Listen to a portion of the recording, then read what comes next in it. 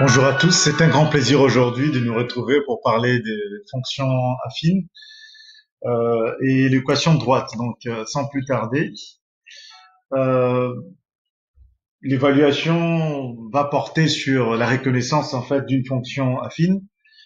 Euh, Bien sûr, bien comprendre aussi les prérequis, c'est-à-dire les fonctions linéaires, fonctions constantes, la représentation graphique, à savoir tracer une courbe, déterminer si deux droites sont parallèles ou séquentes, les calculs du coefficient directeur, comprendre ce que c'est que les paramètres importants de ces chapitres, leurs données à l'origine, les coordonnées du point d'intersection, et on pourra ouvrir avec le vecteur directeur.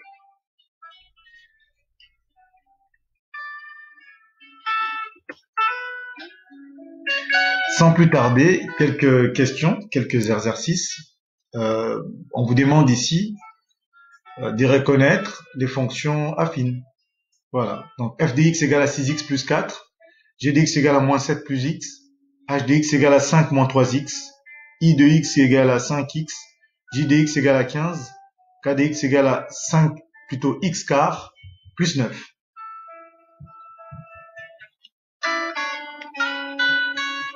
À vous de dire si ces fonctions sont affines ou pas. Utilisez la touche pause. Donc, dans le premier cas, par exemple, ici, 6x plus 4, c'est de la forme f de x égale à ax plus b, avec a égale b égale. Donc, c'est à vous de choisir. Donc, a ici vaut 6, ax plus b, a vaut donc 6. A, c'est le paramètre qui est devant x, donc la variable ici. X, donc, et b, c'est donc plus 4. Donc, c'est bel et bien une fonction affine. Alors, g de x moins 7 plus x.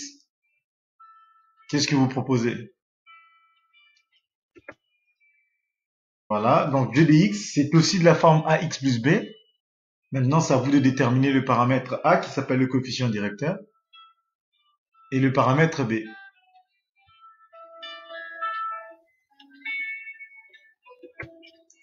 Donc a, c'est le paramètre qui est devant la variable x. Ici, a vaut 1. Et b, c'est donc moins 7. Voilà, c'est bel et bien une fonction affine. Donc, maintenant, h de x, c'est 5 moins 3x. À vous de jouer. Donc, par le même raisonnement, donc h de x, c'est ax plus b, avec a valant moins 3 et b valant 5. I de x, ça vaut 5x.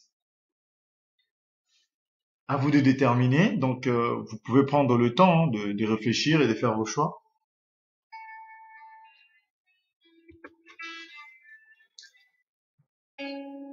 I de x ici, c'est ax plus b aussi. Donc, ax plus 0 précisément. Ou on peut dire carrément ax, avec a valant 5 et b valant 0. Donc, c'est une fonction linéaire. Son équation, c'est ax. Son allure, c'est une courbe. Donc, ici, c'est une droite passant par l'origine. Son allure ou sa courbe. J de x, c'est 15. Donc, c'est de la forme I de x ici vaut 15. I de x vaut b, en fait. Et b vaut 15. Et a vaut 0. C'est une fonction constante. Donc, son allure, c'est en fait une droite. C'est une droite, bien sûr. Cette droite-là est horizontale.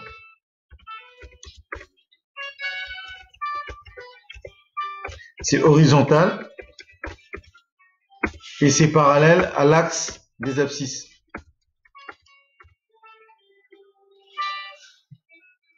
Voilà, donc ça sera parallèle à l'axe des abscisses.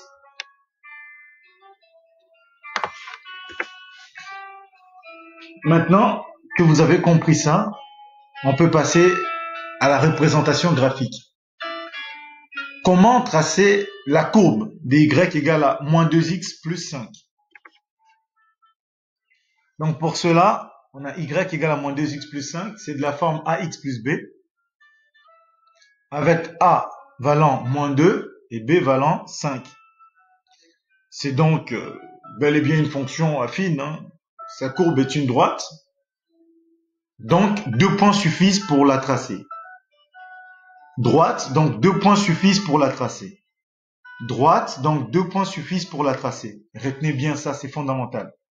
Donc je peux choisir 2 points stratégiques. J'ai choisi en l'occurrence x égale à 0 et x égale à 1. Je vais faire ce qu'on appelle le tableau de valeurs. Voilà. Pour le tableau de valeurs, donc f de x égale à moins 2x plus 5. Donc f de 0, c'est moins 2. Ici, fois 0. Voilà. Donc c'est moins 2 fois 0 plus 5. Donc ça fait 5. Donc je vais renseigner cette partie-là. Voilà. Quand x vaut ça, y vaut ça. Et je vais renseigner également f de 1. F de x, c'est moins 2x plus 5. F de 1, c'est donc moins 2 fois 1 plus 5. Et ça fait 5 moins 2 et c'est moins 3. Et là, je renseigne donc le tableau des valeurs. Donc ensuite, après ça, grâce au tableau de valeurs, qu'est-ce que je vais faire? Eh bien, grâce au tableau de valeurs, je vais ici renseigner mes points. Donc là, je trace l'axe. Alors, stratégiquement, pour tracer, je trace ici l'axe, hein, une verticale et une horizontale. L'aire intersection ici, c'est donc l'origine. Je n'oublie pas de renseigner l'origine ici. Je n'oublie pas de flécher.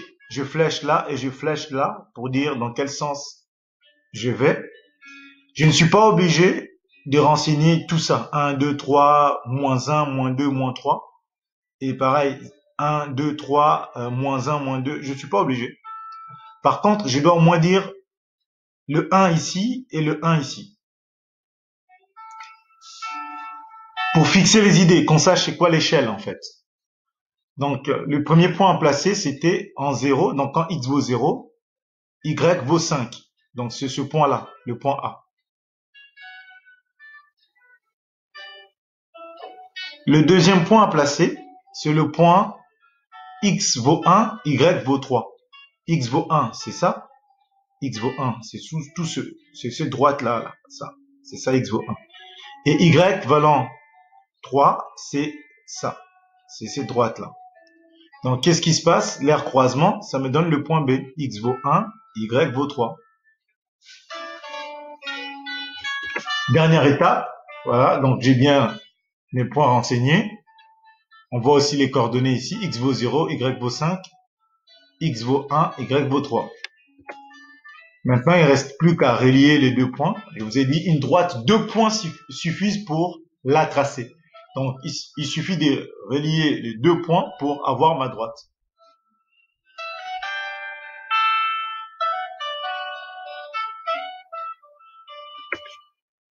Oui, donc maintenant, il ne suffit pas de savoir tracer à la main. Hein. Donc, vous savez, de plus en plus, l'intelligence grandit. Nous utilisons des outils, using a tool or toolbox with a calculator or something else, software, for example.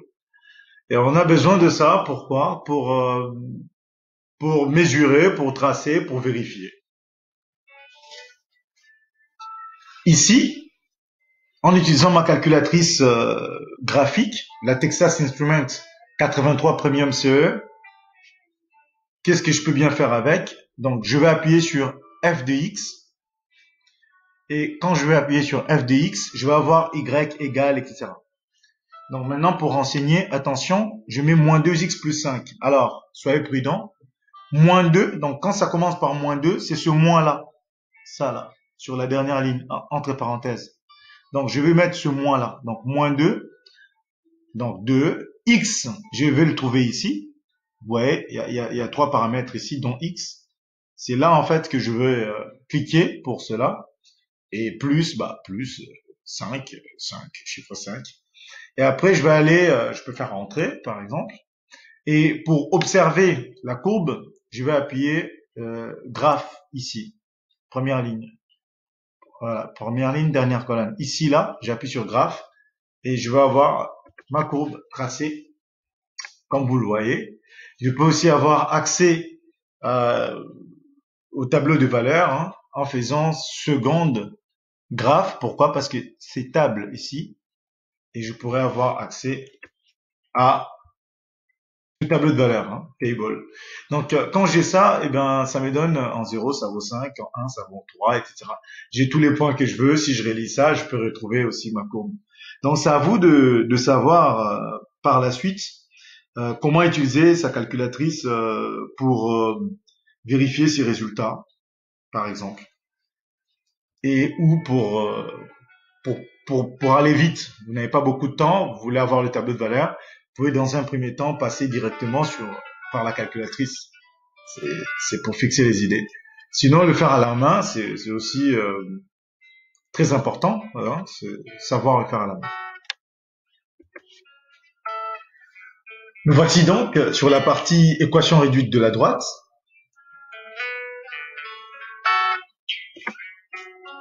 Alors, pour ça, on va se placer ici dans un repère, donc dans le plan muni d'un repère orthonormé, ROIJ, on place les points suivants, M, -2, 2, N, 8, 3 et P, -2, 9. Déterminer une équation réduite de la droite, Mn. Déterminer une équation réduite de la droite, Mn. Donc vous remarquerez que la droite se note entre parenthèses. Hein.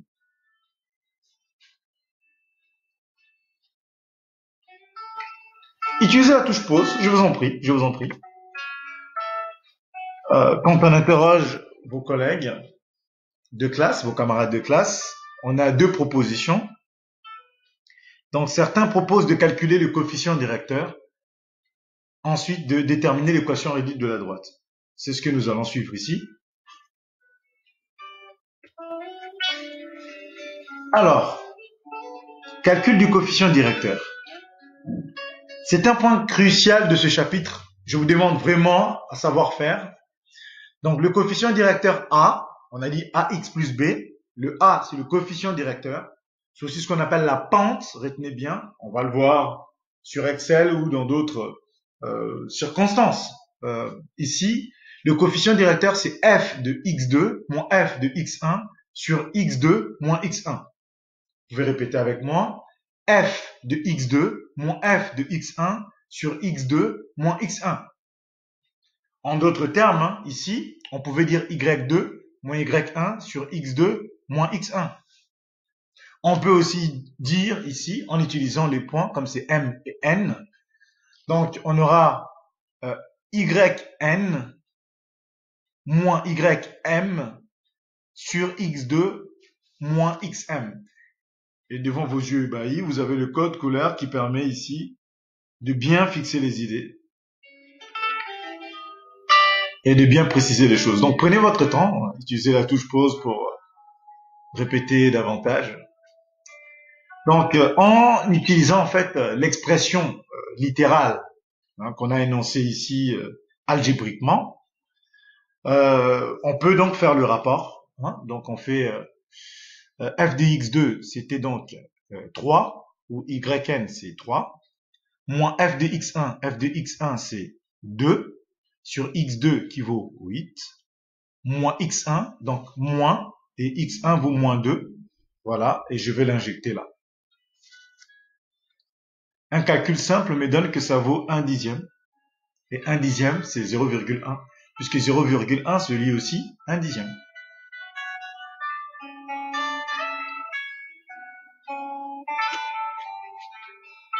Donc maintenant que j'ai trouvé le coefficient directeur, donc j'ai y égale à ax plus b, a vaut 0,1, je veux l'injecter, donc y égale à 0,1x plus b, maintenant il ne reste plus qu'à trouver b. À vous de réfléchir et de me dire comment on va faire pour trouver b.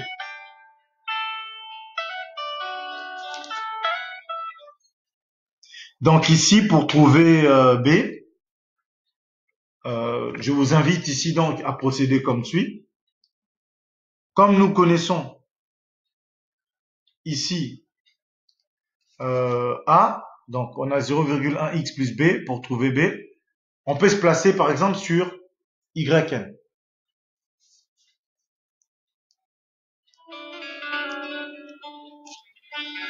Ou sur ym. Donc si on se place sur yn, on a 0, donc yn égale à 0,1xn plus b.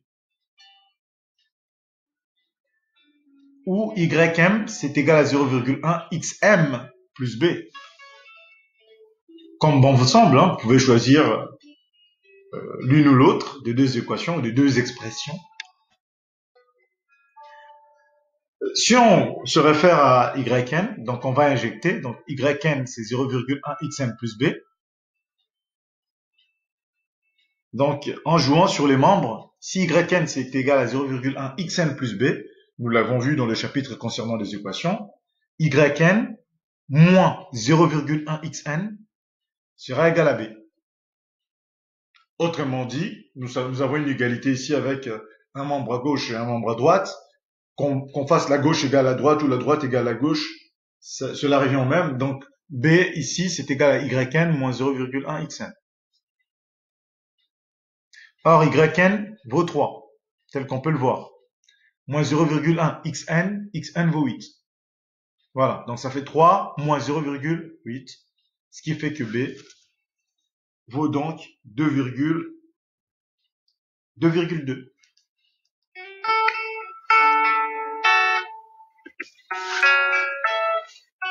Enfin, nous pouvons dire que y, qui était égal à ax plus b, c'est égal à 0,1x plus 2,2.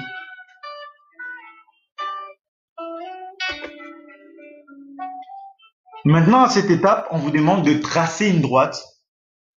Donc, on vous donne quatre exemples ici, ou 4 manières, 4 types d'exercices sur comment tracer la droite. Vous avez premièrement y égale à moins 2x plus 5. Deuxièmement, x égale à moins 2. Et troisièmement, on vous dit la droite D3. La droite, c'est toujours entre parenthèses, telle que vous voyez les notations ici. Tracez la droite D3 passant par le point A qui est moins 3, 9 et le point B, 2, moins 1. Et enfin, vous tracerez la droite D4. N'est-ce pas, Madame Jones?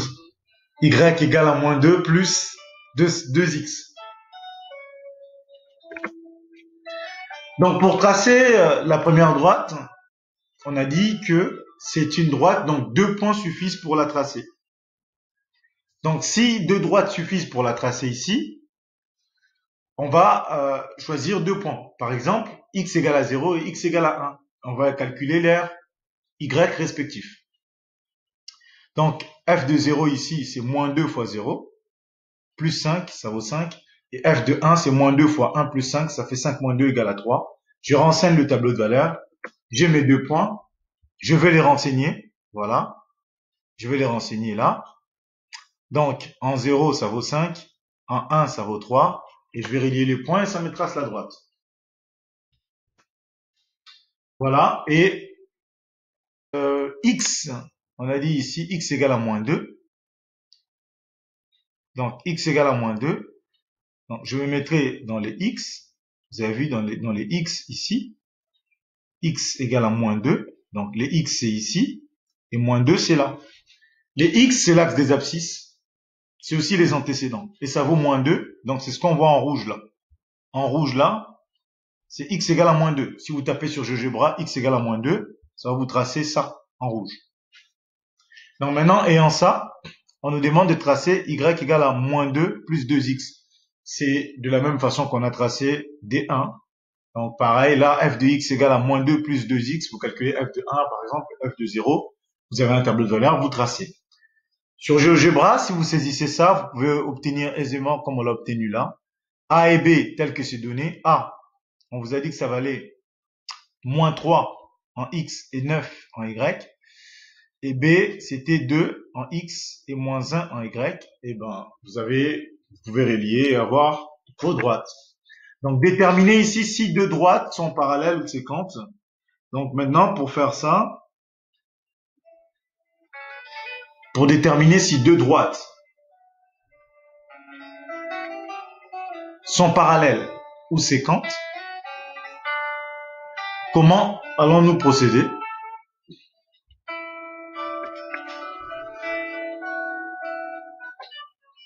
Donc, on vous donne encore les quatre droites qu'on a données précédemment.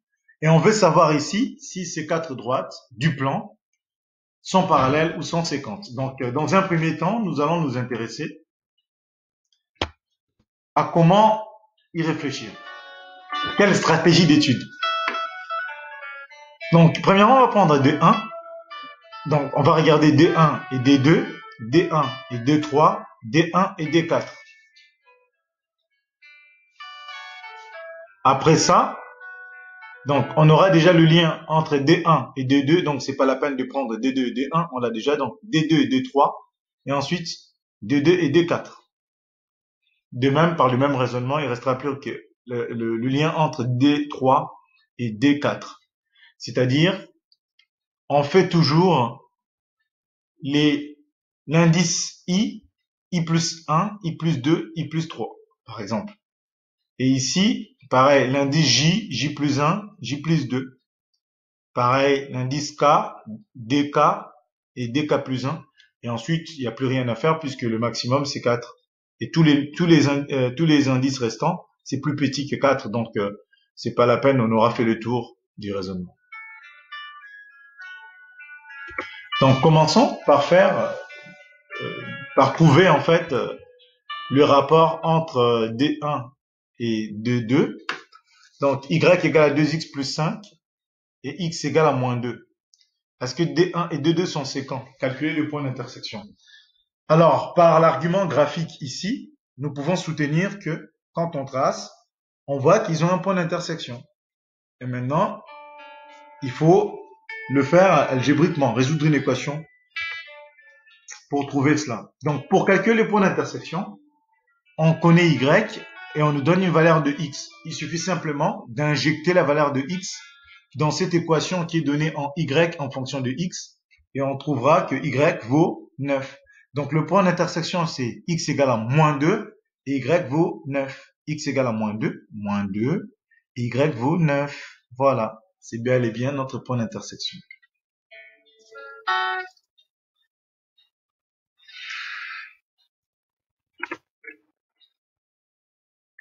Et donc ici, on peut regarder à ce niveau-là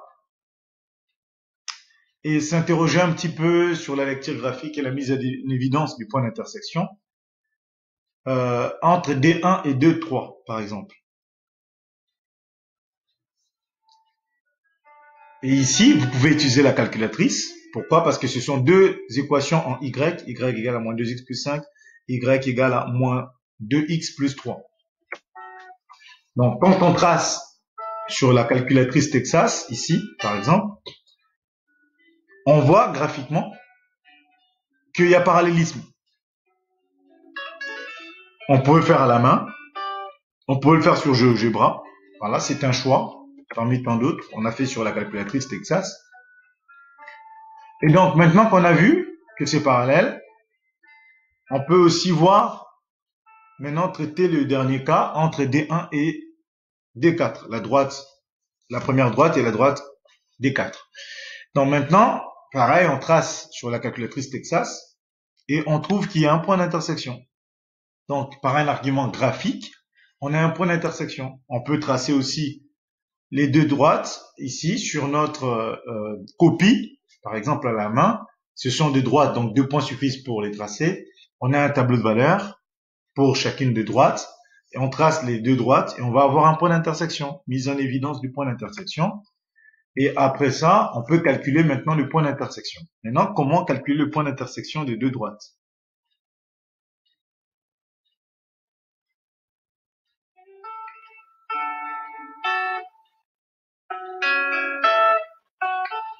Donc, pour calculer le point d'intersection de deux droites ici, donc Y égale à moins 2X plus 5 y1 égale à moins 2x plus 5, y3 égale à moins 2 plus 2x.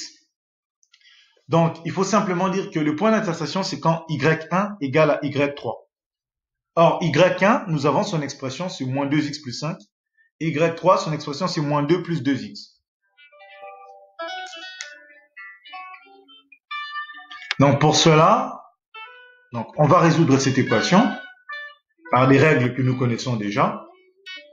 On choisit, par exemple, de regrouper les quantités qui contiennent les x entre elles et les nombres qu'on peut dire profanes entre eux. Donc, les quantités réelles ici, on les met d'une part et les quantités qui contiennent x d'autre part. Donc, on a ici donc 5 plus 2 égale à 2x. Donc, 2x et moins 2x à gauche. Ici, on a plus 2x à droite. Donc, on a 7 égale à 4x. Donc, 4x égale à 7 parce que si a égale à b, b égale à a. Donc, x ici, c'est 7 quarts. Et ensuite, ayant cela, on peut déterminer les coordonnées du point d'intersection.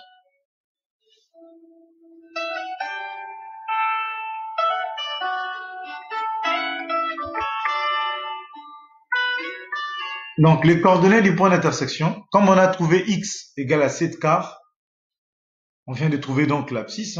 Donc, le point d'intersection la droite D1, donc D1 entre parenthèses, intersection D4 entre parenthèses, donc l'intersection entre les deux droites. On peut le noter P, ayant pour coordonnées XP, YP. Donc maintenant, ayant fait cela, qu'est-ce qui se passe? On a la valeur de x, en égalisant y1 et y3, on a trouvé les x correspondants. Il manque plus qu'à trouver les y.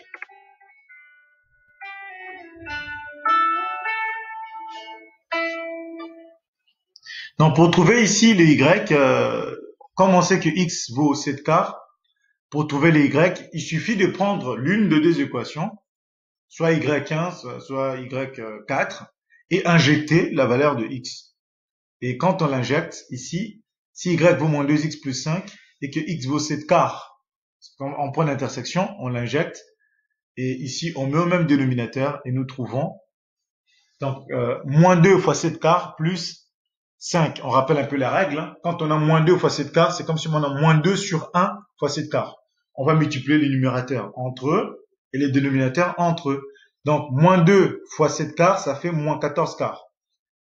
Plus 5. Alors, 5, si on veut mettre au même dénominateur, on doit multiplier par 4 au numérateur et au dénominateur, ça fait 20 quarts. Et finalement, on a donc moins 14 quarts plus 20 quarts. C'est comme si nous avons moins 14 plus 20 sur 4. C'est-à-dire 20 moins 14 sur 4. 20 moins 14, ça fait 6 sur 4. Or, 6, c'est 3 fois 2 et 4, c'est 2 fois 2. Par simplification, nous avons in fine que YP vaut ici donc 3,5. C'est exactement le même cheminement et les mêmes règles de calcul qu'on ferait avec Y4. Donc, le point d'intersection, on trouve X valant 7 quarts et Y vaut 3,5. Et voilà, on a les coordonnées du point d'intersection.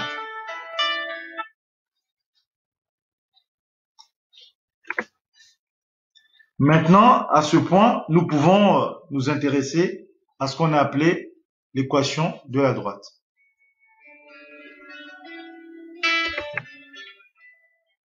Donc, l'équation de la droite, c'est y égale à ax plus b. Vous pouvez voir d'autres écritures. Y égale à alpha x plus bêta. Le alpha, donc c'est le A sur l'alphabet grec. Et bêta, le B sur l'alphabet grec aussi. Vous pouvez trouver y égale à mx plus p. C'est aussi une notation. Attention, il y a une dernière notation. Parfois, vous ne prêtez pas assez attention. C'est donc ax plus by plus c égale à 0. Ça aussi, c'est une équation des droites.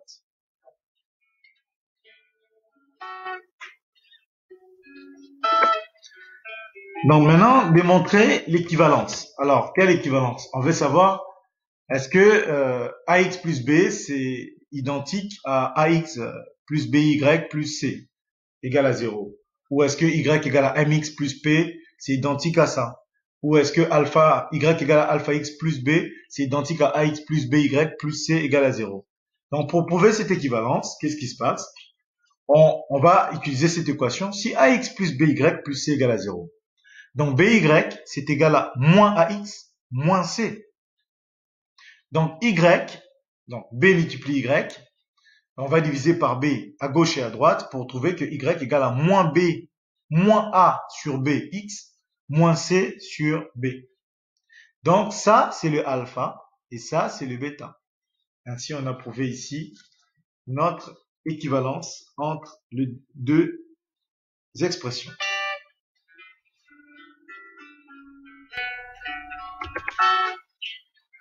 Ah, le vecteur directeur. Alors, le coefficient directeur, on a vu que ça dirigeait la monotonie. Hein. C'est-à-dire, si A est positif, la fonction sera croissante. Si A est négatif, la fonction est décroissante. Maintenant, la notion du vecteur directeur, c'est que ça rime un peu avec la notion du coefficient directeur ici. Donc, un vecteur directeur d'une droite est un vecteur non nul de même direction que cette droite. Une droite ayant pour équation cartésienne ax plus by plus c égale à 0, a pour vecteur directeur u, qui a pour coordonnée moins b, a. Vous retiendrez cela. Donc, pour cette équation-là, le vecteur directeur, c'est là. Un exemple pour fixer les idées. Si on vous donne 2x plus 3y plus 4 égale à 0, c'est une équation cartésienne d'une droite.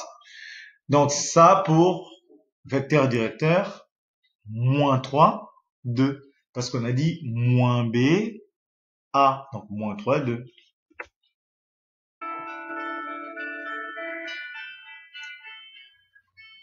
Donc, un vecteur directeur I a pour coordonnées delta x, hein, donc x2 moins x1 et delta y, y2 moins y1. Une droite passant par une droite ayant pour une équation cartésienne y égale à mx plus p aura pour vecteur directeur 1 et m. Le 1, vous le reconnaissez, c'est le 1 dy, et le m, c'est le m devant x. Et il y a bien équivalence entre les deux, puisque là, vous voyez que ici, si on bascule la quantité à ce niveau-là, il y a bien cohérence entre les deux expressions. J'espère que ça vous a plu. Je vous souhaite une excellente journée. Et je vous dis